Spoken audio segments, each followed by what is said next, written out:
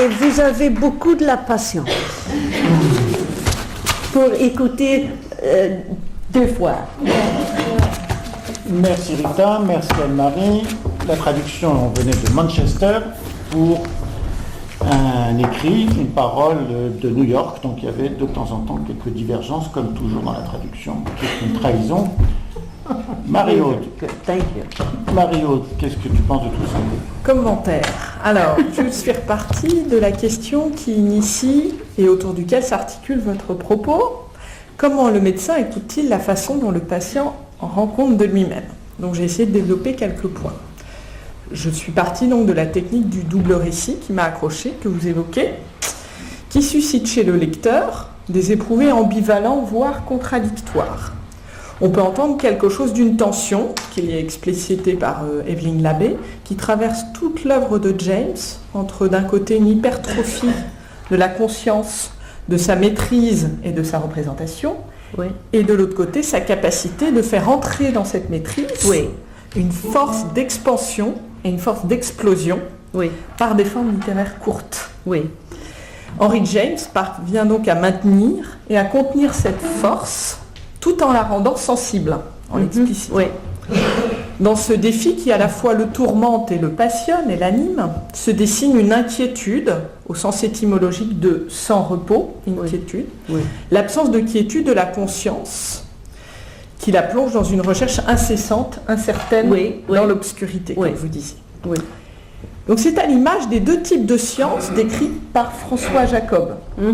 L'une, c'est la science du jour, froide, avec des raisonnements, oui, qui s'articulent comme des engrenages, oui, oui, des résultats qui ont la force de certitude, dont on admire l'ordonnance, comme celle d'un tableau de Vinci, oui, consciente de sa démarche, fière de son passé, sûre de son avenir, oui, la science du jour avance dans la lumière de sa gloire.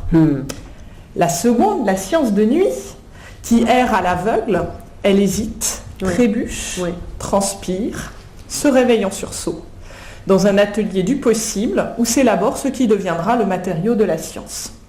Guidé par l'instinct, par l'intuition, dans un interminable dialogue intérieur où l'hypothèse nouvelle, qui s'acharne à vivre, tentera de dépasser sa forme première d'ébauche grossière pour s'affiner, se perfectionner. Si elle soutient l'épreuve de la logique, elle sera admise dans la science du jour. Ces 2 sciences ont toutes 2 leurs valeurs, oui, mais aucune ne peut se passer de l'autre. Oui. Et c'est peut-être dans l'articulation des 2 que se, oui, situe l'ambiguïté, oui, et le paradoxe difficile à assumer que vous évoquez, oui, qui risque de conduire l'écoute médicale à cliver en noir ou blanc. Oui. Oui. Vous parlez de phénoménologie, de psychanalyse, oui, donc je suis revenue à ces 2 disciplines. Oui. Donc dans l'article de Dilthey de 1894, fondateur du courant phénoménologique, oui, oui, ce dernier dénonce la transposition de la méthode naturaliste dans le champ des sciences humaines, oui, oui, à une époque déjà où le discours objectivant prévaut en psychiatrie. Dilthey introduit donc une distinction entre le registre explicatif des sens critiques et objectivants, oui, et le registre compréhensif, oui, oui, propre aux sciences humaines qui, oui, lui, révélerait une appréhension subjective. Il est donc possible d'expliquer la nature, en allemand erklären, comprendre quelque chose de l'extérieur, oui, mais non la vie psychique, qui fait davantage l'objet d'une attitude compréhensive. C'est le Verstehen allemand. Comprendre les choses de l'intérieur. Dans la nature, donc, la cohérence dans les phénomènes se comprend donc par des concepts abstraits, alors que dans le monde de l'esprit, la cohérence est comprise par le vécu. Oui. Ainsi, pour avoir accès au sujet, il faut pénétrer la vérité historique, oui, de ce dernier, en évitant toute hypothèse qui supposerait des faits situés au-delà du donné, comme des concepts, des théories, des jugements universels. Ainsi, la complexité de la médecine entre art et science se situe à la croisée de ces 2 points de vue. Oui. La saillance du regard médical s'est affûtée par des progrès scientifiques exponentiels, permettant de screener le patient dans tout le groupe, vous l'avez bien dit, par des accès scientifiques ultra spécialisés, parfois hermétiques, oui, aux, oui, patients. Elle permet donc aux médecins d'avoir accès à une part de la réalité intime, oui, du patient, celle de son fonctionnement physiologique. Mais cette transparence asymptotique en tout cas, rendue possible, serait celle de la science de la nature. Oui. Or, elle ne parle pas ou peu du monde vécu par le patient. Oui. Oui. De là où les vérités construites suivant l'approche des sciences humaines. Dans cette scène des ailes de la colombe, l'impénétrabilité douloureuse du médecin lue par les yeux de Milly contraste avec la transparence que nous fait voir le narrateur du champ interne de Milly. Mettons donc le lecteur, via le narrateur effacé, dans la position du médecin qui voit et qui comprend tout. Comme si la position même du médecin lui octroyait une connaissance transparente du patient, où l'explication par les sciences de la nature se confond ou se substitue en totalité à l'approche compréhensive des sciences humaines. La relation paternaliste, verticale, d'antan s'est horizontalisée depuis quelques décennies, notamment par la voix des patients, des associations, par la démocratisation des connaissances scientifiques, Internet, etc. Mais la symétrie demeure entre celui qui traite et celui qui est traité. Vous le soulignez très très bien. Entre celui dont le pronostic vital dépend de celui qui agit en face de lui. Et un des moyens de résoudre ce gap, c'est de soutenir le développement chez le médecin de l'attitude compréhensive, en abordant le sujet par son histoire, par ce qu'il a à dire ou ce qu'il a à raconter. Le regard d'Henry James, comme vous le soulignez, nous empêche d'aborder les personnages de façon manichéenne. Pas de bons ni de méchants, mais on a des vies complexes qui conduisent à des positions et des points de vue contradictoires. La lecture d'Henry James aide le lecteur à développer une compréhension du sujet, non une analyse. Par la lecture, Henry James nous fait vivre l'expérience intime de ces personnages. La lecture de cet auteur pourrait donc constituer un support médiatisant l'empathie. Encourager les médecins à lire les aiderait à mieux comprendre la vérité narrative de leurs patients, empêchant de les cliver en noir et blanc. D'ailleurs, dans une préface où il critique la vanité des illustrations des textes littéraires, James souligne que représenter, c'est créer ou mettre le lecteur dans un état d'hallucination partagé avec l'auteur. Ce détour par l'autre, cette médiation dialectique entre l'écriture de l'auteur et la façon dont l'histoire agencée par l'auteur va résonner chez le lecteur qui le reçoit, c'est le cercle mimétique décrit par Ricoeur dans sa conclusion de Temps et récit, où Mimésis 1, l'expérience vécue par tout homme, s'inscrit dans le monde symbolique du langage, c'est donc le stade pré-narratif, va s'agencer dans un récit, Mimésis 2, par le mouvement de mutos, l'idée d'un agencement du récit suivant des règles qui vont donner un ordre et un sens à l'expérience. Et Mimésis 3 sera reçu par un auditeur ou lecteur qui enclenchera à son tour un agencement interne d'histoire à partir de sa propre histoire, selon la façon dont l'histoire de l'auteur a résonné avec ses propres histoires. Inscrit dans une spirale narrative, le médecin et son patient sont tour à tour auteurs et auditeurs de cette histoire. Faisant circuler donc la parole et les positions d'énonciation. C'est tout le sens de la médecine narrative, il me semble. La mise en récit oral et écrite amorce une relation autre entre le médecin et son patient, moins certaine, moins prévisible que la relation codifiée par les conduites à tenir, mais une relation qui se co-construit. Le récit du patient est pour le médecin support d'identification, qui permet de mobiliser d'autres qualités complémentaires à son raisonnement logique. En laissant résonner l'histoire du patient avec ses propres histoires, il pourra restituer au patient d'autres histoires. Et c'est peut-être, du côté de la psychanalyse, le sens du mouvement de métabolisation décrit par le psychanalyste Bion, où l'on commence par éprouver avant d'élaborer, dans l'après-coup. Dans une démarche inductive, complémentaire mais inverse à l'hypothético-déductif de la science du jour, où le travail donc de rêverie maternelle, de rêverie du médecin, dirait-on, se rapproche d'une métaphorisation, comme l'explique bien Jacques Hockman. Ce travail psychique que va opérer le médecin intègre à la fois des éléments syntagmatiques, c'est-à-dire on prend l'ensemble des éléments du récit agrégés, c'est-à-dire le sujet et son contexte, et non des éléments séparés, et les éléments paradigmatiques, du côté du médecin. L'ensemble des sens et récits qui structurent la façon de penser du médecin, du groupe auquel il est affilié, de sa culture, de sa filiation, etc. C'est-à-dire les grands méta-récits qui vont structurer sa fonction alpha narrative. Ce mouvement qu'opère le médecin serait alors analogue à la créativité de celui qui traduit une langue à l'autre, comme l'explique bien George Steiner, que je vais connaître. Ou métaphoriser, ce n'est pas seulement relier entre elles des représentations, c'est les modifier tout en représentant le mouvement, la liaison et l'activité de transformation inhérents à toute représentation, et dont on a pu voir la complexité à l'instant. Hockman le compare à la mise en scène théâtrale du procès même de la représentation. Oui, oui. Ainsi, dans la relation médecin-malade, le médecin, par sa fonction alpha-narrative de son appareil psychique, participe à la mise en ordre du chaos originaire des pulsions éveillées par le trouble, mais transitoirement inhibées par la sidération liée au trouble. La mise en récit dialectique du patient, puis du médecin, puis encore du patient, puis du médecin, etc., dans une spirale narrative vivante, fait naître chez les deux protagonismes un plaisir propre. Un plaisir propre. Un plaisir. Un plaisir propre. Un plaisir calme et tranquille, teinté de nostalgie, le plaisir lié au temps qui passe. Ce temps qui nous confronte à la perte. Comme celui qui permet de créer des histoires et d'éprouver du plaisir dans cette création. Ce plaisir, que la psychanalyse qualifierait d'auto-érotique, a une valeur contenante et apaisante dans le soin, pour le patient comme pour le médecin d'ailleurs. Oui.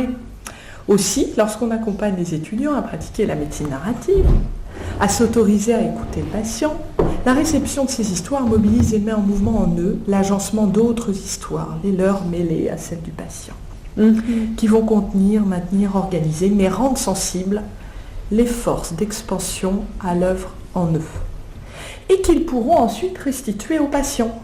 Par l'écriture, comme vous le dites très bien, les étudiants découvrent ce qu'ils pressentaient qui était en eux, mais qu'ils ne savaient pas qu'ils étaient. Oui. Et comme ces temps de médecine narrative se font souvent en groupe, la médiation par la lecture ou l'écoute des récits d'un autre étudiant leur permet de lire et de découvrir en eux-mêmes, à l'instar du narrateur de la fin de la recherche du temps perdu, dans le temps retrouvé. Ainsi, au détour des pratiques de lecture et d'écriture, se met en forme la charge émotionnelle née au contact des patients ou de soi. Henry James aura recours à cette médiation par l'autre, permise par l'écriture, lorsqu'il titre par exemple son autobiographie « Un petit garçon parmi d'autres », comme lorsque Milly se regarde dans le miroir pour se réapproprier son affect, avant de pouvoir se l'approprier, sans pouvoir l'éprouver directement. Vous l'avez très bien explicité. Et c'est une des richesses, je pense, de l'œuvre d'Henry James, que cette capacité de multiplier les points de vue. Comme la polyphonie des romans de Dostoïevski, où les points de vue contradictoires peuvent coexister dans une approche dialogique, qui s'oppose au point de vue monologique des romans de Tolstoï, où le narrateur est omniscient, comme nous l'explique bien Bakhtin, le critique littéraire. Ainsi, Henry James, il est parti de maître du réalisme social comme Balzac. Il est l'auteur qui décale le focus de la peinture sociale vers la conscience, vers ses mystères, ses secrets, ses zones obscures. Où le secret, comme le laisse entrevoir le romancier de la nouvelle Le Motif dans le tapis, n'est situé ni dans le contenu des écrits, ni dans son contenant, ce qui serait une forme littéraire particulière. Le secret, révèle le romancier, c'est l'organe de vie qui constitue le style. Le secret de l'écrivain, c'est la manière de vivre qui transparaît dans l'écriture. C'est ce qui fait corps avec toute l'œuvre, dans les moindres pages, où seul celui qui a un rapport vital avec l'écriture a pu découvrir et s'approprier ce secret dans cette nouvelle. C'est souligné pour Henry James l'impuissance de la critique littéraire et en fait de la théorie en général à vouloir comprendre sans vivre et éprouver les choses, faisant un écho direct à la critique de Dilthey. C'est ce vers quoi la médecine narrative encourage le médecin. Faire vivre l'expérience de la maladie médiatisée par les récits sans se limiter au raisonnement logique des algorithmes décisionnels. Dans l'œuvre de James, expliquez-vous, ce n'est pas le quid du monde, mais le comment de sa perception de la conscience qui est explicité. C'est exactement ce que dit Deleuze avec c'est moi lui. Il ne s'agit pas de faire voir le monde par une conscience, il s'agit au contraire de voir une conscience dans sa manière de regarder le monde. Et c'est la fin aussi que poursuit la phénoménologie husserlienne, qui est née, soit dit en passant, à la même époque très riche, reprenant Dilthey, en réponse au développement scientiste du progrès. Les personnages de James sont choisis dans leur rôle de réflecteur, pour reprendre les mots de James, de miroir du monde. Le personnage choisi sera celui qui va faire réfléchir le plus, Oui. avec les différents sens du mot réfléchir, Oui. à l'intérieur d'une situation donnée. Et le meilleur miroir est celui qui développe, selon Origène, une relation de sympathie avec les autres. Oui. Ici, Oui. c'est Millie. Oui. Car si pour James, les personnages ne sont pas des monades leibniziennes, Non. isolées, néanmoins dans ces personnages, il y a une sorte de désynchronisation, Non. un désaccordage temporel des personnages les uns avec les autres, source de déphasage et d'incompréhension multiples, Oui. où l'un comprend seulement à un moment donné, parfois trop tard, le Oui. sens de la vie et l'occasion Oui. à côté de laquelle il est passé. Le temps de l'annonce diagnostique pour Millie, directement lié au temps qui lui reste à vivre, n'est pas le temps de son médecin qui se dit que ce n'est pas le bon moment. Oui. Ce qui rejoint exactement la notion de kéros des Grecs, d'occasion, du bon moment, qui apparaît comme un concept clé de compromis entre sciences de la nature et sciences humaines dans l'annonce diagnostique. Une des clés, s'interroge Rita, se situe donc peut-être dans la capacité du narrateur effacé à donner voix et corps à ce que ressent le patient. Et ce narrateur qui marche à côté ou se tient derrière d'un personnage à l'autre m'a rappelé cet ange des ailes du désir Ah oui. Oui, oui, oui, oui. de Wim Wenders, Ouais, ouais. film de Wim Wenders. Cet ange qui vole d'une Oui. conscience à une autre, se glissant dans le flux d'un monologue interne qu'il perçoit en noir, blanc et gris. Et qu'il ne comprendra vraiment en couleur que le jour où il achève son incarnation en être humain, avec toute sa complexité, sa charge émotionnelle, la tension que ça constitue, mêlée à la puissance de vie de cette incarnation. Ainsi, tous deux, médecins et patients, sont des êtres incarnés dans la chair, immergés dans le monde vécu. Oui. Pour reprendre votre référence à Merleau-Ponty, Oui. avec la possibilité d'un accès à la dimension de corporéité de la conscience et d'intentionnalité corporelle. Oui. Tous deux sont avant tout et d'abord dans le monde, dans un entrelac du chiasme où se mêlent touchant et touché, visible Oui, et oui. invisible. Les deux mais. Voilà. Ainsi, pour tendre vers cette position de compréhension, le médecin doit avoir une certaine attitude. Comme le souligne le philosophe et psychiatre Karl Jasper, qui est lui fondateur de la psychiatrie phénoménologique. Le psychiatre doit d'abord aborder le patient par ce qu'ils ont en commun de vécu et d'éprouvé humain, avant d'envisager les différences, s'inscrivant donc et assumant un continuum entre normal et pathologique. Et je me permets de revenir au cadre clinique du moment diagnostique que vous avez évoqué, qui me parle beaucoup pour le transposer à la conduite du diagnostic psychiatrique, Oui, qui oui. constitue plus ma pratique. L'expérience inaugurale de troubles psychiques atteint le sujet au cœur de son intimité. Elle fait quitter, pour un temps, la terre ferme du monde commun, l'évidence naturelle sur laquelle s'appuient les hommes pour tenir debout et construire leur monde, ce monde vécu. Cette marginalisation conduit souvent à une traversée seule en mer instable. Elle est parfois recouverte d'une excitation propre aux explorateurs, libérés des contraintes du vieux monde, qui bravent les flots sans conscience du danger et s'exposent aux conduites à risque. Mais le plus souvent, le patient se sent immergé dans une brume anxieuse, sans repère pour distinguer ce qui se passe. Au regard de sa trajectoire existentielle, l'expérience des troubles constitue donc le plus souvent une rupture biographique majeure. En traversant les troubles psychiques, le patient conserve néanmoins le plus souvent quelques intuitions éparses de ce qui arrive. Mais ces intuitions sont noyées dans ces perceptions chaotiques et tenues immergées par l'angoisse. Si le médecin donc cède à la tentation d'annoncer d'emblée un diagnostic psychiatrique au patient, diagnostic parfois réclamé d'ailleurs par le patient pour retrouver quelques repères au milieu du chaos, mais diagnostic psychiatrique lié à des constructions nosographiques qui ne cessent d'évoluer, et diagnostic qui suit donc le registre langagier et logique des sciences de la nature. Cette annonce diagnostique précoce, donc, risque fort de verrouiller l'être et le devenir du patient à ce diagnostic, à ces quelques signifiants verbaux, et de brider toutes les intuitions de fond non encore conscientes on dirait peut-être en psychanalyse préconsciente, qui seront inhibées face à l'autorité que représente le diagnostic médical, au risque de couper le sujet de ses intuitions, de son corps et de tout ce qu'on a raconté. A l'inverse, une attitude contenante du médecin permet d'apaiser l'angoisse et de libérer la parole. Cela autorise la construction d'un espace de jeu winnicottien entre le patient et son médecin. Dans un rythme accordé, donc, au patient, ce qu'on construit le récit des troubles survenus dans l'histoire récente et peu à peu reliés à l'histoire de sa vie entière. Le patient prend plaisir à se raconter par petites touches, au bon moment, soutenant un certain deuil d'une conception de la normativité. Entre idem et ipsé, qui sont en fait les deux pôles de l'identité repris par Ricoeur, la mise en récit soutient la construction par le patient de l'identité narrative, le plaçant donc comme auteur, narrateur et acteur de son histoire. Dans une position active donc, subjectivante, qui lui permet de se réapproprier une souffrance passive subie qu'il n'a a priori pas choisie. Le diagnostic médical sera donc un point du chemin, voire un levier. Mais le patient ne s'y arrêtera pas. Le temps diagnostique est alors vu ici comme un moment thérapeutique grâce à la narration et je dirais grâce à la médecine narrative. Le philosophe Heidegger différencie deux modes d'assistance à l'autre. Le premier se substitue à l'autre pour lui ôter son souci.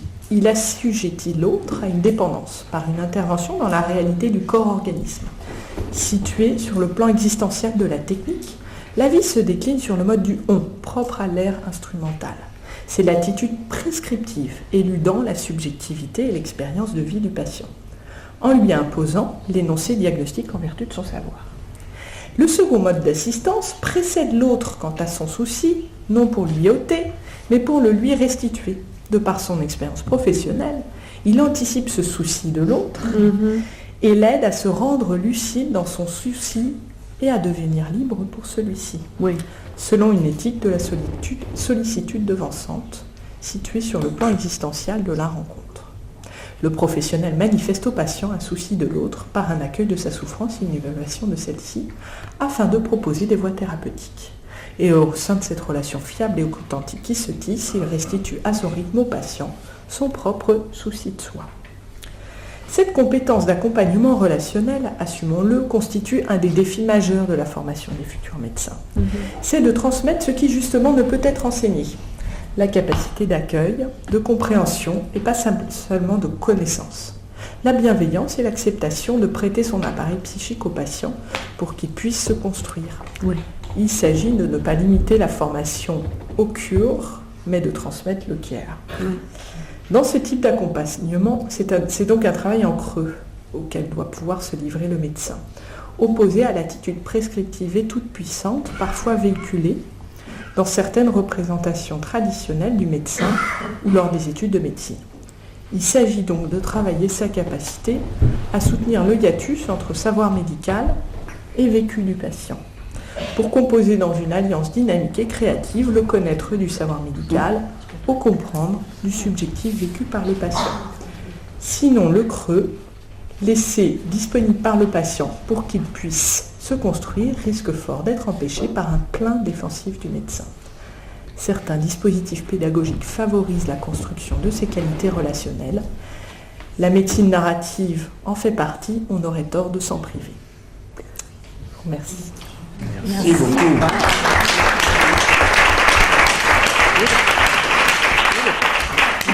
Merci. Wow. Bon, elle a tout compris. Do you want any?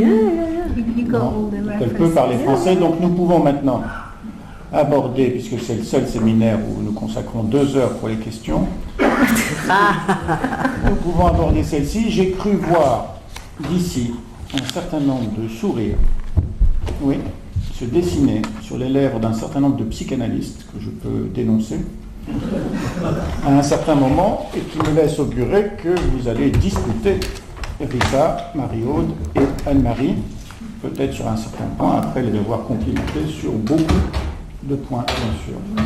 Qui souhaite intervenir? Nous avons un micro à disposition. N'hésitez pas. Rita Sharon habite New York, elle ne va pas revenir tous les jours. S'il vous plaît, merci. Je n'appartiens pas à la catégorie des psychanalystes sourds.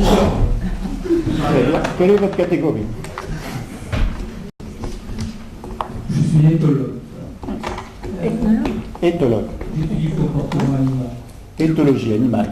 Éthologie, qu'est-ce que c'est? Des êtres qui ne font pas de narration. The animals. Hein?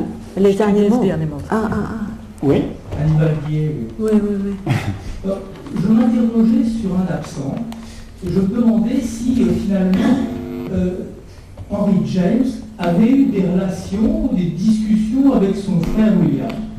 Et si derrière Henry James et ses narrations, ses silences, il n'y avait pas des trames qui étaient objectivantes, naturalistes, froides, qui étaient celles de son frère, et que les récits qu'il donnait, les romans qu'il construisait, étaient en surface. Oui, Ce qui en profondeur était analysé d'une autre manière par William. oui, oui. Alors, pourquoi William est-il absent? Ah.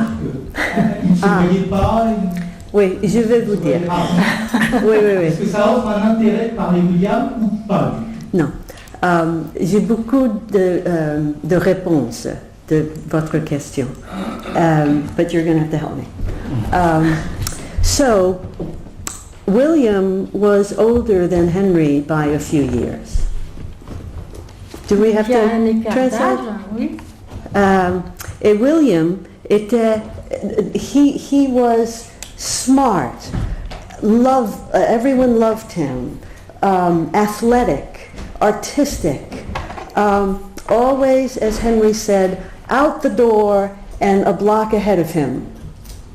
Donc il était très chic, très William. artistique, il avait beaucoup d'allure, il était toujours, il dévançait toujours James, même en sortant de l'appartement, il se trouvait toujours devant Ahead lui. of him. Oui.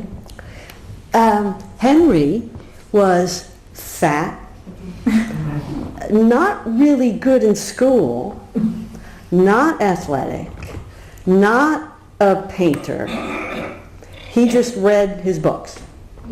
Donc Henri était gros, il n'était pas sportif comme son frère, et il restait à la maison à lire ses livres, et voilà. And William was very mean to Henry as adults. Et même en tant qu'adulte, même William, qui était plus âgé, But he was mean. He would write était letters. méchant avec lui.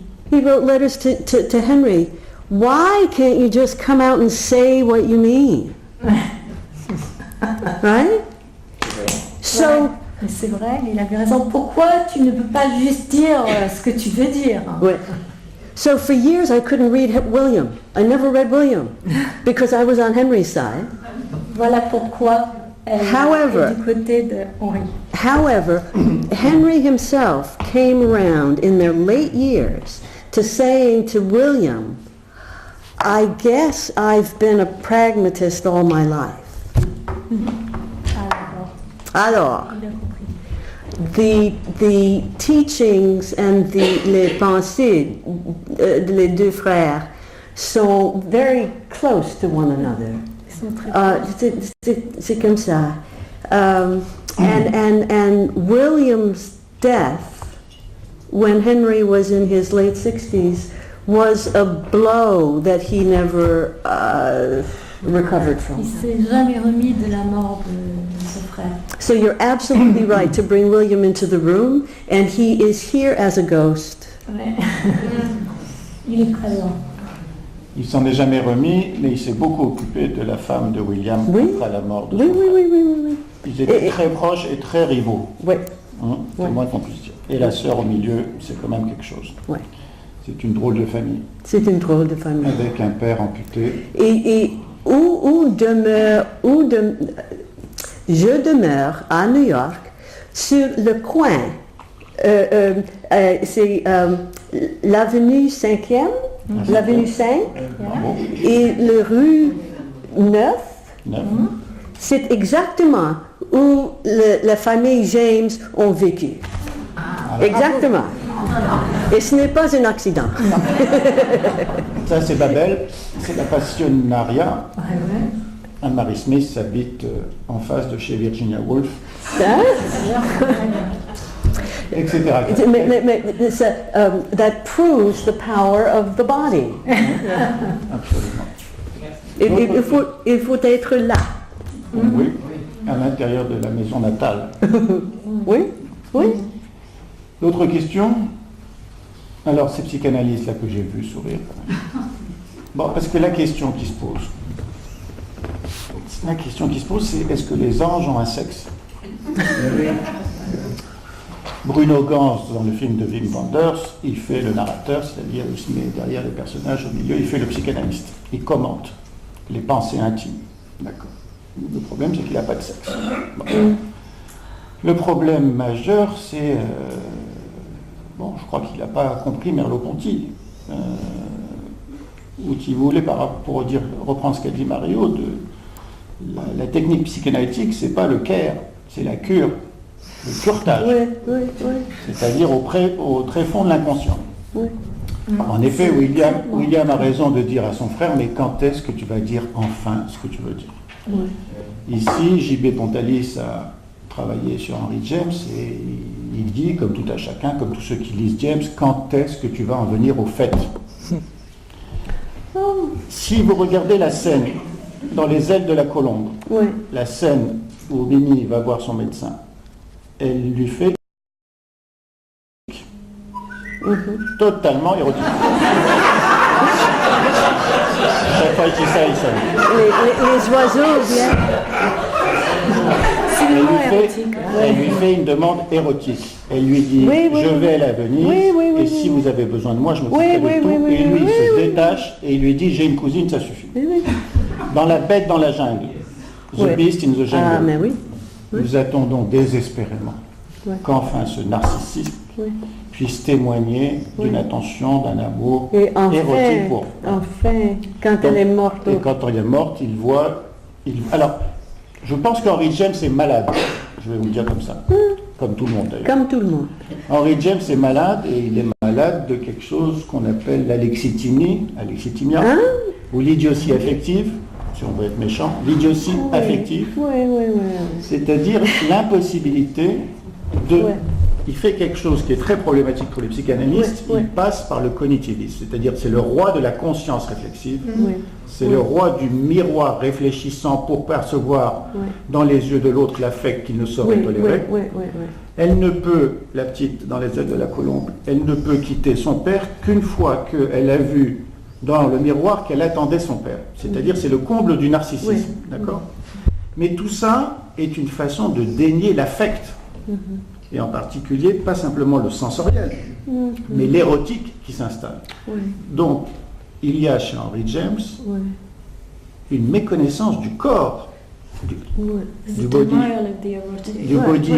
mais pas de la chair. C'est-à-dire, il est le roi de l'éprouvé sensoriel, il est le roi de l'intersubjectivité, de l'empathie, de la sympathie, de l'intuition, mais c'est pour se déprendre, se dégager d'un autre médium qui est celui de l'érotique. Et une des phrases que je préfère chez Henry James en anglais, attention à mon anglais, there is a presence in the lacking and this presence is us. Il y a chez lui une présence de l'absence et cette absence, c'est, alors vous connaissez l'histoire d'Henry James, la question de l'homosexualité, la question du trauma, la question de l'abus sexuel, il y a une histoire extrêmement compliquée. Toujours est-il qu'il est un invalide, contrairement à Proust, il est un invalide dans l'utilisation du médium érotique. Après, la question de l'utilisation du médium érotique dans la relation médecin-malade est une question vaste, complexe, mais donc, pour le dire comme ça, je dirais aux Américains très bien, l'intersubjectivité, la communication infraverbale, le sensoriel, le récit, mais je ne dirais pas simplement une co-construction, une co-création. D'accord? Et encore un petit effort, l'érotique. Parce que l'érotique est un médium de connaissance, c'est-à-dire de naissance avec l'autre dans un corps à corps beaucoup plus profond, beaucoup plus charnel.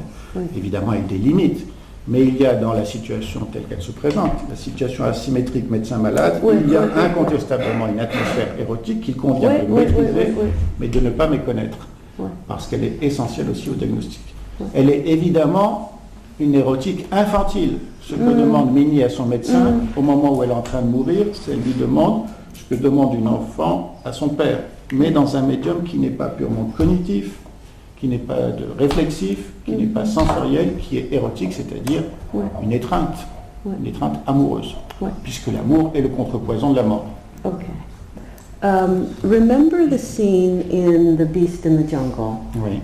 Do you know The Beast in the Jungle? Ils ont tous lu La Bête dans la jungle. Okay. Ils vont le lire en sortant. So on that very last visit to the cemetery, what is it that brings Marcher to the point of falling onto the tomb of May? It's the face of the man ravaged by grief. Yes? Absolument.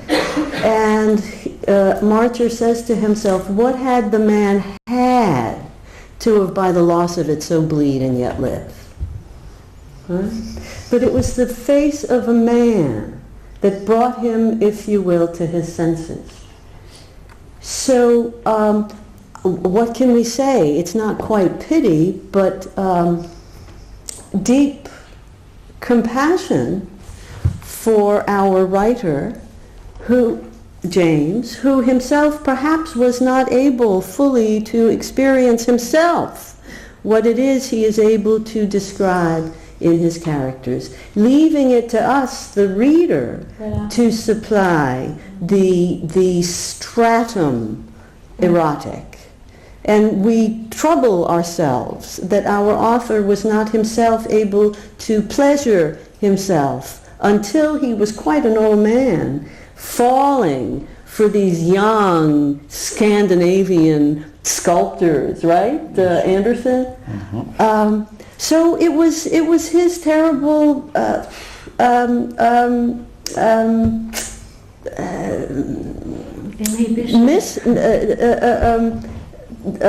suffering. His suffering that until he was an old man, he was not able to experience sexual ecstasy. Did you have to translate?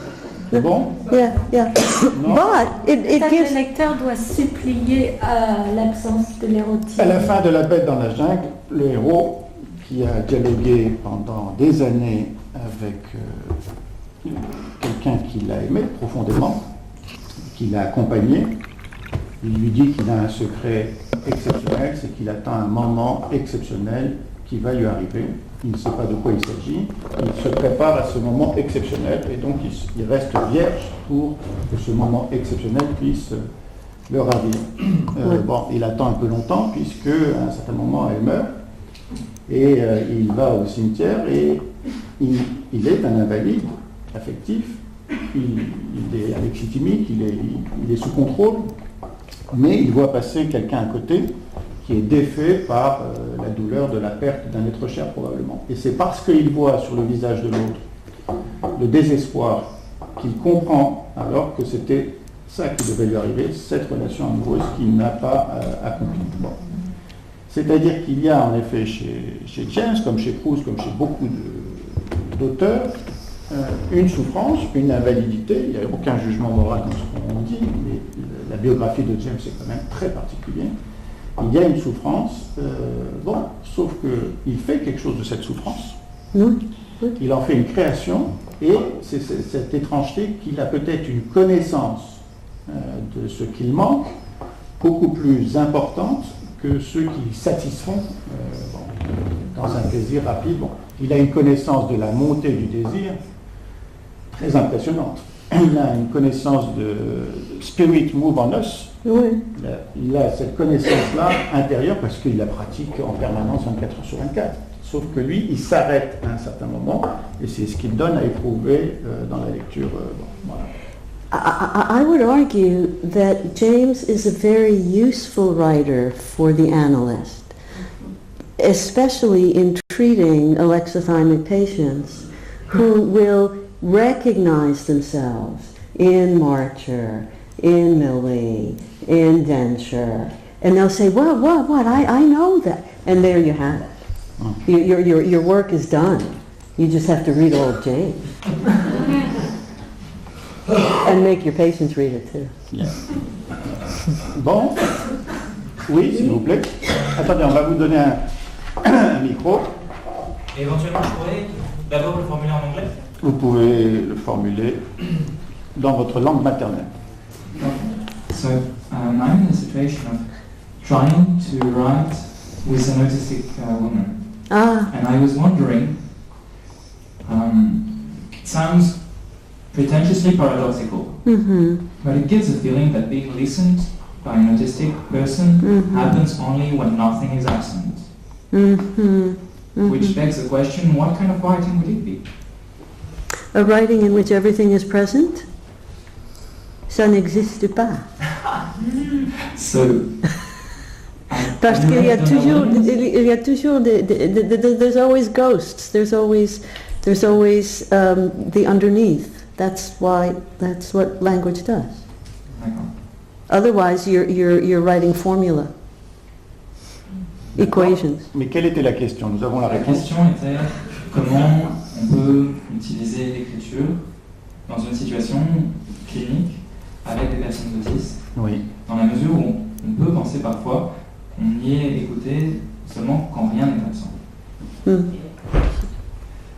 Ça fait formule très abstraite, mais si on a le sentiment en soi de cette coïncidence de l'écoute de l'autiste et d'un discours qui est posé sur la situation, peut-être ça serait une définition.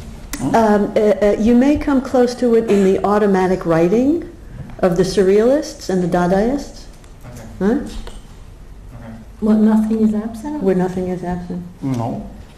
They write whatever comes. Automatic There is writing. also this in Winnicott when he talks about nothing being at the center, and the feeling of the walking through the illusion of the other's presence. Well, that's very hidden. Oui. Alors, d'autres questions? Il y a un psychanalyste souriant. Ouais. Souriant. Ça peut être très méprisant, un sourire, ça peut être plein de choses. Donc, évacuons le sourire. Donc, on peut être intéressé par ce qui se dit de la formation des médecins en termes de médecine narrative. Et ça éveille quelques souvenirs, même s'ils sont encore d'une certaine actualité. Je crois que les groupes Balint, De quoi? sans savoir, les groupes Balint, Ah oui, oui. sans savoir, Oui. sachant un peu, Oui. faisait quelque chose de, pas seulement d'une formation, mais d'une continuité dans une certaine écoute des patients, par les Oui. médecins de tout type et de toute discipline. Oui, Donc, oui. je crois que peut-être c'est un peu passé Un peu. vieillot, mais Oui. je pense qu'il y a peut-être dans ce que vous proposez des pratiques qui s'y apparentent, en ajoutant l'écriture et la lecture. Oui. Bon, ça me paraît très Oui. intéressant. Par ailleurs, vous vous appuyez, c'est exposé très, très passionnant, Ouais. sur cette scène particulière. J'ai pas l'impression que ça parle tellement de pratique médicale. Ou alors, la scène entre Millie et Sir Luke. Ça parle d'une dimension, alors, dans les termes psychanalytiques, transférente contre transférentielle. Oui. Maurice dit c'est une demande érotique, c'est une demande d'amour. Il y a une réponse de la même essence. Hein. Ouais. Il se met à s'aimer ces deux-là, mais de loin, comme souvent chez James.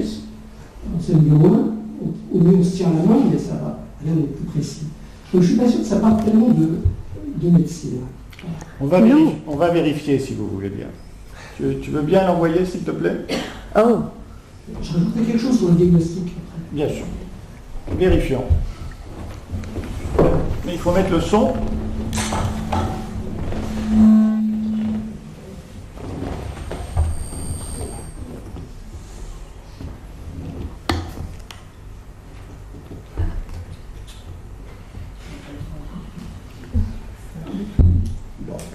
Hein?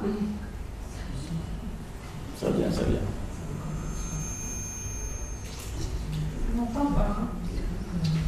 C'est vrai?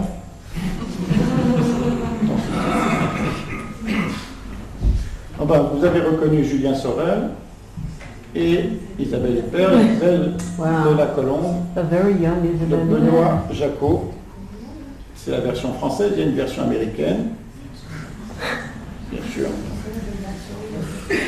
Bref, bien sûr, avec Helena Bonham Carter, très bien. Ah, d'accord, oui. Je croyais que- Voilà, vous avez vérifié. Ah, C'est très bien. Bon, sur YouTube, vous la cherchez, c'est la scène. C'est la scène du médecin. ouais. Voilà. Non, mais il essaie toujours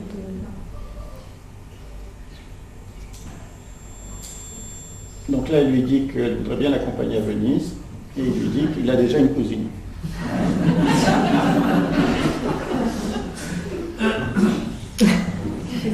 Did he blush? Blush, non. Il n'en pas. Non. Smiling, she's smiling, she's smiling. Merci. Daniel. Well, that's what happens when there is no language. Absolument. Je peux faire une petite remarque Je peux faire une Le petite... diagnostic en psychiatrie, un diagnostic, c'est pas grand-chose au monde, mais sert à définir. On n'entend pas. On n'entend pas qui crie. Il est quand même. Parle dans le micro. So, En psychiatrie, le diagnostic sert à définir une conduite.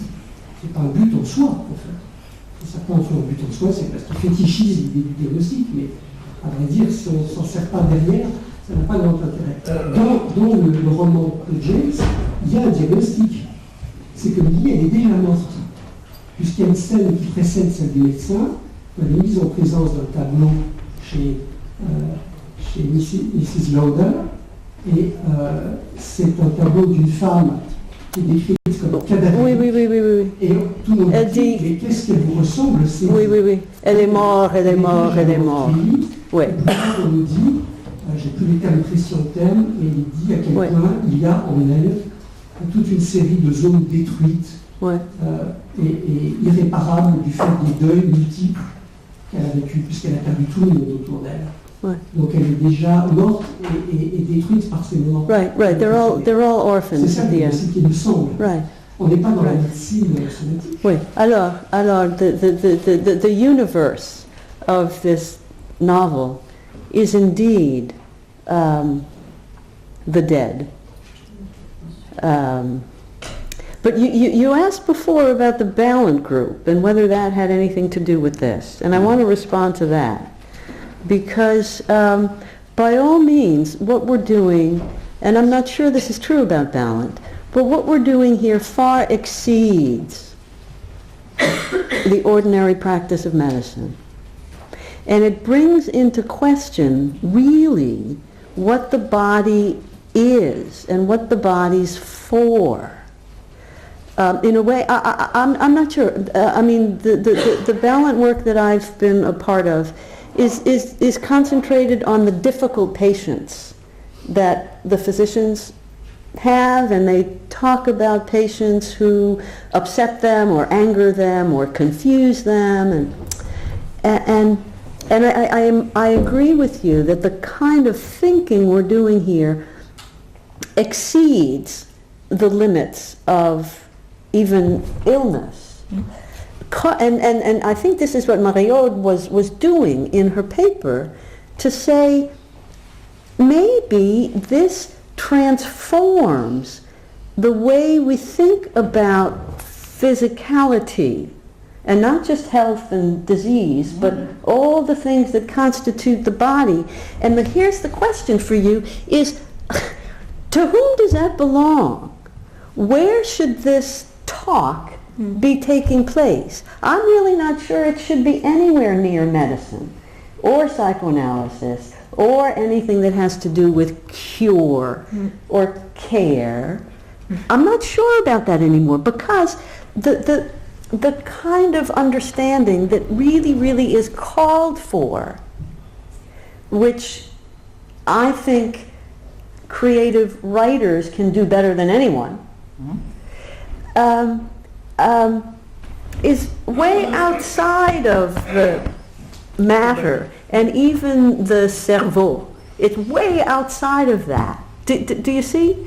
So who do you think should be responding to the situations that come to me and my students? Who should be responding? Should it be the doctor? Should it be the psychiatrist? Should it be the priest? Should it be the shaman? Do you see?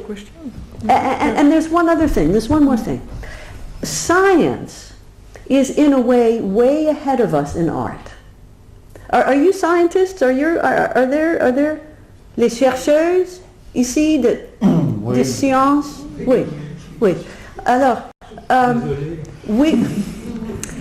we're at a point in the physical sciences, especially in neuroscience and in autoimmunity, that we're coming to understand tremendous new secrets about the body. Are you with me in English? Is that okay? New what? Secrets. Oh, secrets. These mysteries. And these, I work at Columbia with the neuroscientists and the researchers in autoimmunity. And we are coming to know such spectacular new science about how the body itself and the mind and whatever one might want to call spirit, qualia, consciousness. It is far ahead of anything that we knew 2 years ago, or 1 year ago. And I think we all in the arts have to keep up with what the sciences are doing now. And I think this is a time in history, if we're smart about it, that the arts and the sciences can join in wonder. Do you remember the Age of Wonder? Wordsworth, 1800s. Wordsworth, the poet, was a good friend of John Dalton, the physicist who invented atomic theory. Right? And Keats used to go on long walks with Herschel, the astronomer. And so Herschel shows up in the poems of Wordsworth and Keats. And Wordsworth helped Herschel to develop his anti-Newtonian theory of the cosmos. I think we're coming to another age of wonder, where the artists and the scientists are one as creative as the next. And this is the important part, one as tolerant of doubt as the next. Right? So soon there will be no difference between science and art. We will simply talk about those who can tolerate doubt and those who have to banish it. Right? Right. Soon. Next month. Bon, je pense qu'on peut conclure là-dessus. En remerciant beaucoup Rita Sharon, Marie-Aude et Anne-Marie Smith. Et on se retrouve le mois prochain.